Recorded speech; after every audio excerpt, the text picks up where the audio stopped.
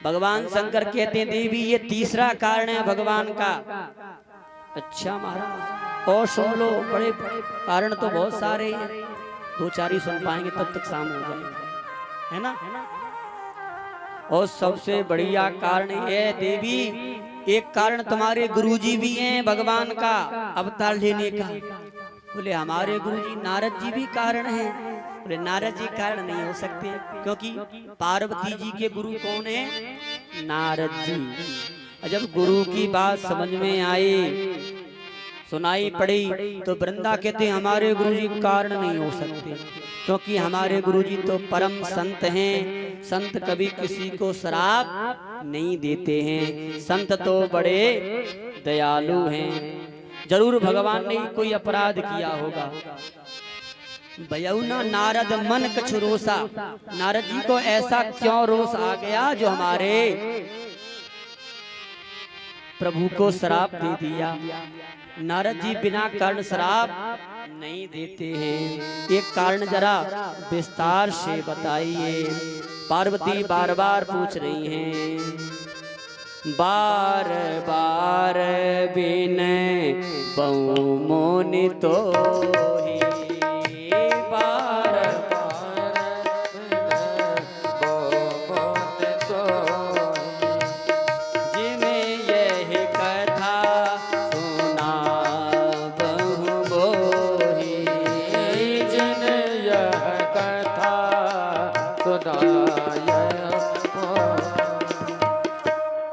बोले ये कथा विस्तार से सुनाओ गुरुजी, कारण नहीं हो सकते हैं। तब भगवान शंकर कहते देवी ध्यान से सुनो, सबसे खतरनाक तो तुम्हारे गुरुजी का ही कारण है। बोले कौन सा? बोले एक बार की बात है, एक बार कर तलवर वीणा,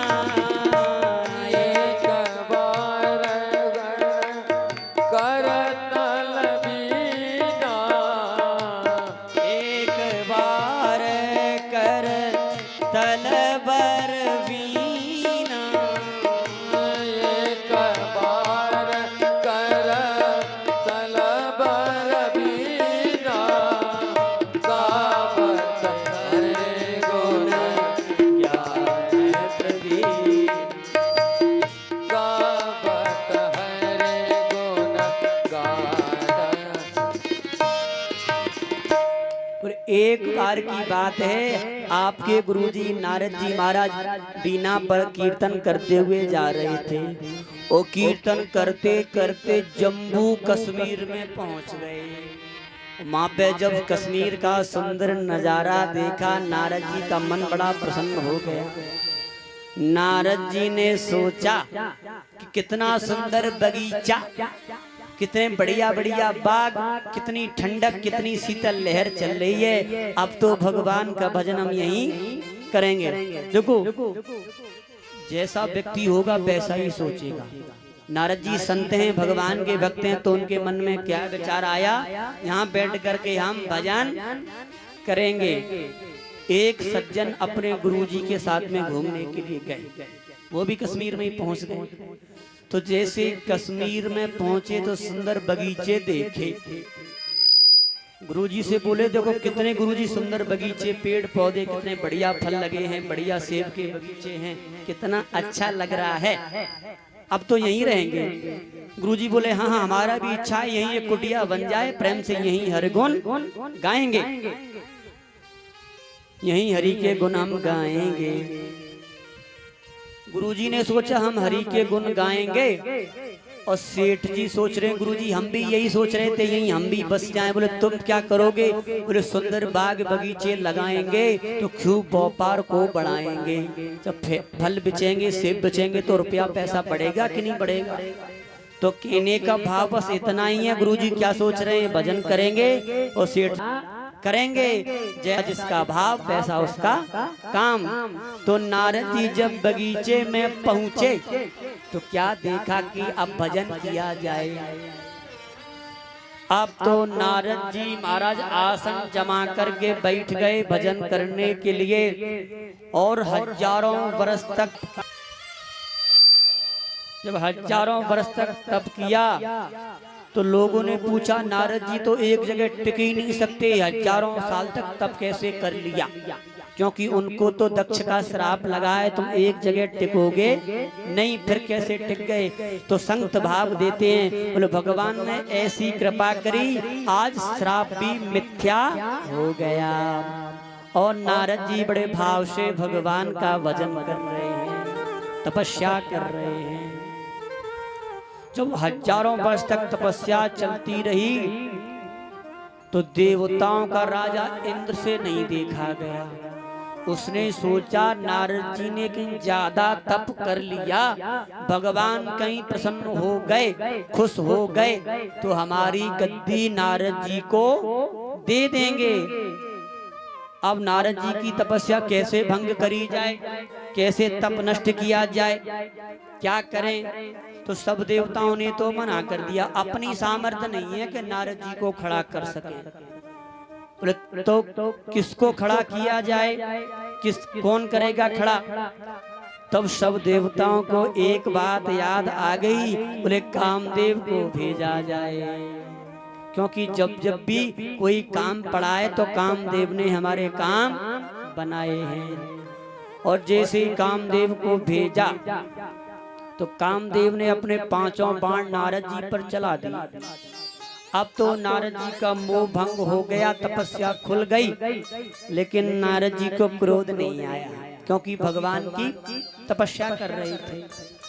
जब नारद जी के नेत्र खोले तो कामदेव ने सोचा अब हम नहीं बचेंगे, बाबा नहीं छोड़ेगा, मार डालेगा। जब डरते हुए कामदेव को नारद जी ने देखा तो नारद जी कहते हैं घबराओ मत, हम तुमको मारने वाले नहीं हैं, चिंता मत करो, हमको क्रोध नहीं आएगा, तुम चले जाओ यहाँ से। जब कामदेव वहां से गया, देवताओं को बताया, इंद्र को बताया तो इंद्र बड़ा लज्जित हुआ। इंद्र ने सोचा तुमने उनका तप भंग किया और नारद जी ने कुछ नहीं कहा तुमसे, ऐसा हो नहीं सकता। तब तो देवताओं ने खूब नारद जी की महिमा गानी प्रारंभ कर दी। जब खूब देवताओं ने महिमा गाई, नारद जी तुम्हारी जय हो जय हो, तुमने देखो काम पर भी विजय पाली, क्रोध पर भी विजय पाली, ना तुमने काम को मारा ना काम पर क्रोध किया, आपसे बड़ा संसार में कोई है ही नहीं।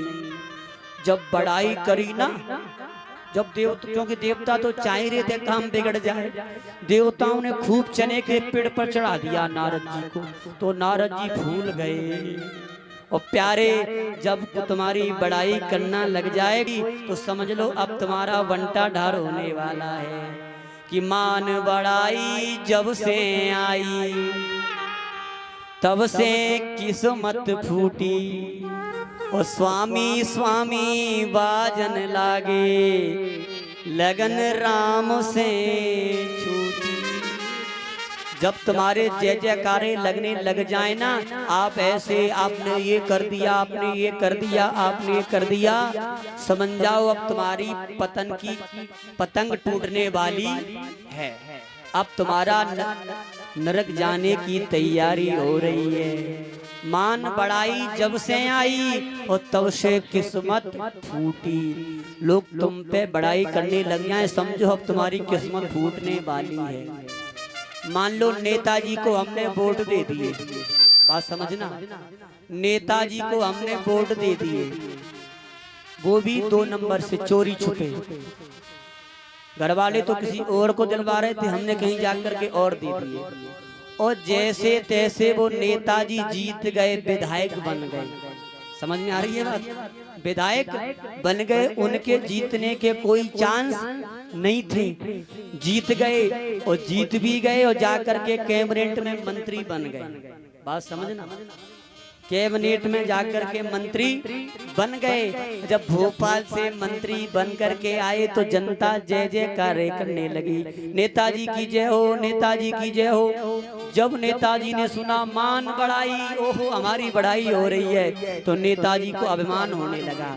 अभिमान किस काम का? बोले अभी हमने कोई काम नहीं किया, चुनाव से पहले जो वादे किए थे ना, हम सड़क बनवा देंगे, तुम्हारे यहाँ डीपी धरवा देंगे, तुम्हारी गांव में तालाब खुदवा देंगे। कोई काम नहीं किया, फिर भी हमारी जनता क्या कर रही है? नेताजी की जय हो, हमारा नेता कैसा हो, हमारा नेता कैसा हो। जो मान बढ़ाई करी तो नेताजी को अभिमान आने लगा, क्योंकि अभी हमने कुछ काम नहीं किया, जनता फिर भी हमारी बढ़ाई कर रही है। बोले अब किस्मत कैसे फूटेगी? किस्मत भी तो फूटनी चाहिए, कैसे फूटेगी? जब नेताजी की बड़ाई करी तो नेताजी को अभिमान हुआ, जब हमने काम किया ही नहीं तो वैसे ही जनता बड़ाई कर रही है, तो अब काम हम करें भी क्यों? और प्यारे फिर नेताजी ने जो वादे किए थे, डीपी धराएंगे, रोड बनाएंगे, गिट्टी वाली अधूरी पड़ी रही, पूरी नहीं करी, न डीपी धरवाई, न तालाब खुदवाया। जो जो वादे किए थे सब ऐसे ही गमा दिए। अब 5 साल निकल गए, कोई काम नहीं कर रहे हैं, और तो और टैक्स और वसूल कर रहे हैं किसी ना किसी माध्यम से। तो 5 साल में जनता समझ गई, बोले नेताजी कोई काम नहीं कर रहे हैं, अब की बार इनको हम वोट नहीं देंगे, अब इनको हम मजा चखाई देंगे, है ना? कहते हो कि नहीं कहते हो मन में? अब इनको हम वोट नहीं देंगे। अब पछता रहे हैं वोट दे करके। अब जब नेताजी ने कोई काम नहीं किया तो जनता होशियार बन गई। तो फिर चुनाव आया, जब चुनाव आया तो जनता ने उनको हरा दिया, एक भी वोट नहीं दिया। तो मान बढ़ाई जब से आई तब से किस्मत फूटी, और स्वामी स्वामी बाजन लागे लगन राम से छूटी।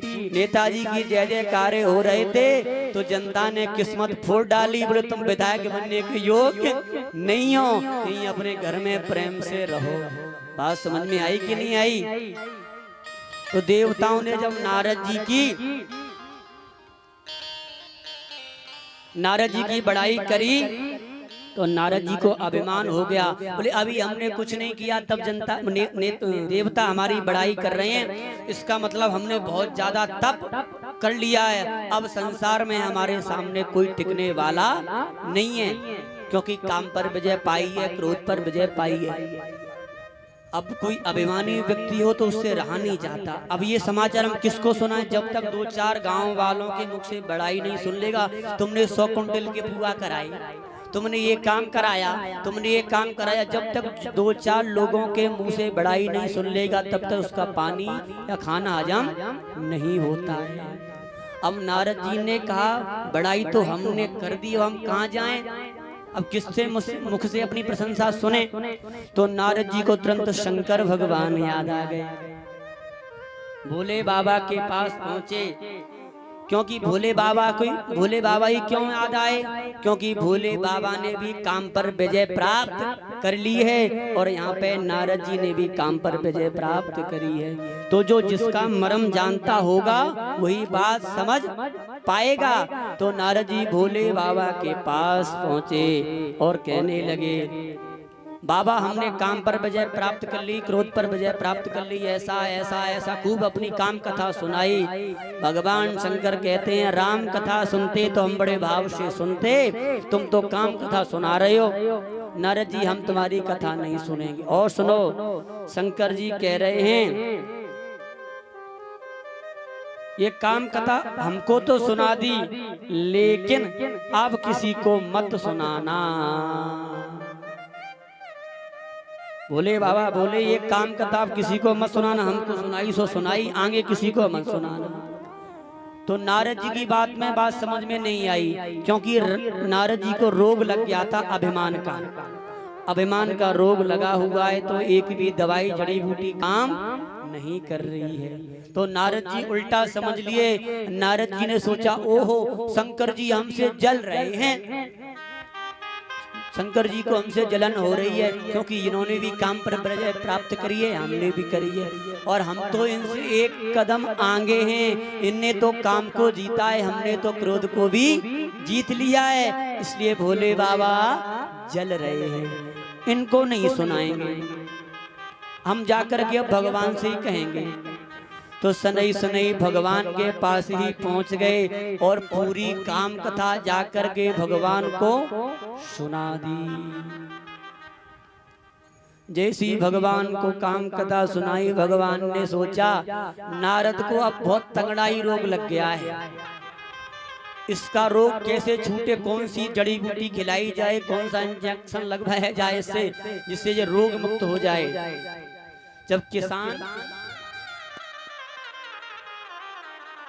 जब किसान के खेत में जब कोई बीज बोता है ना किसान, तो नाना प्रकार के कीटाणु लग जाते हैं, लगते कि नहीं लगते, तो कीटाणुओं को मारने के लिए दवाई छिड़कता है।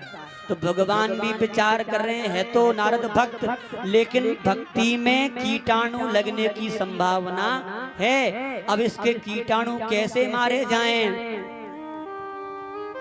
भगवान विचार कर रहे हैं इसको कौन सा अभिमान हुआ है, बोले काम का।